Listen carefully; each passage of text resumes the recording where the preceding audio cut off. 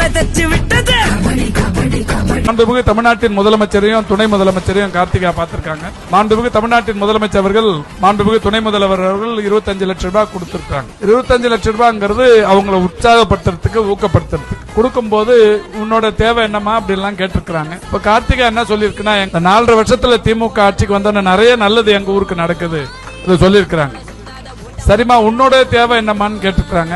எனக்கு ஒரு கபடி கிரவுண்ட் வேணும் அப்படின்னு இருக்காங்க. அப்ப உடனடியா டெப்டி சிஎம் சொல்லிருக்காரு, உங்க ஏரியால கபடி கிரவுண்டுக்கு சொல்லி இருக்கிறமே வேலை நடக்குதுன்னு. அப்ப உடனடியா கார்த்திகா என்ன சொல்லிருக்குன்னா, எனக்கு சிந்தட்டிக் கிரவுண்ட் இருந்தா நல்லா இருக்கும், சிந்தட்டிக் கிரவுண்ட் இருந்தா விளையாடும் போது அடிப்படாம இருக்கும், நல்லா இருக்கும்னு சொல்லிருக்காங்க. உடனடியா மாண்புமிகு முதல்வர் அவர்கள் கண்ணகி நகர்ல வர கிரவுண்ட் சிந்தட்டிக் கிரவுண்டா இருக்கணும்னு சொன்னாங்க. சம்பந்தப்பட்ட ஒப்பந்தக்காரரை அழைத்து அந்த கிரவுண்ட் சிந்தட்டிக் கிரவுண்டா இருக்கணும். கிரவுண்டை சுத்தி 10 அடி அகலத்துக்கு போட போற கேலரி ஒரு 200-300 பேர் கம்ஃபர்ட்டா உட்கார்றதுக்கான வசதி இருக்கணும். கிரவுண்டுக்கு விளக்கு வசதி எல்லாம் இருக்கணும். கூடுதலா எஸ்டிமேட் ஆனாலும் பண்ணணும்ன்ற மாதிரி சொல்லிருக்கிறோம். எவ்வளவு நாள்ல முடியணும்னு சொல்லும் போது ஒரு 20 நாள்ல முடிச்சு கொடுக்கணும்னு சொல்லிருக்காங்க. உங்களுக்கு ஒரு உறுதியை சொல்றோம், 20 நாள் கழிச்சு அந்த கிரவுண்ட் முடிஞ்ச உடனே தமிழ்நாட்டின் துணை முதலமைச்சர் வந்து இந்த கிரவுண்டை திறந்து வைக்க போறாங்க.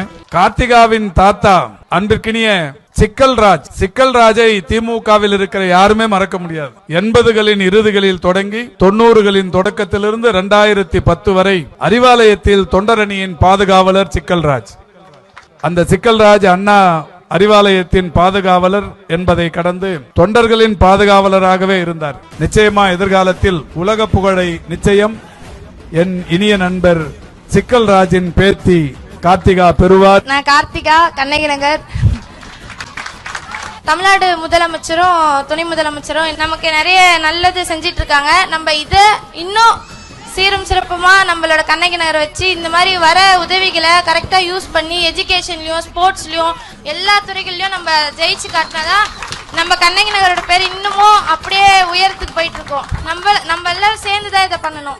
அதே மாதிரி இளைஞர்கள் எல்லாருமே டிசிப்ளினா இருங்க, ரொம்ப போக்கஸா இருங்க, ஹார்ட் ஒர்க் பண்ணுங்க. ரொம்ப நன்றி.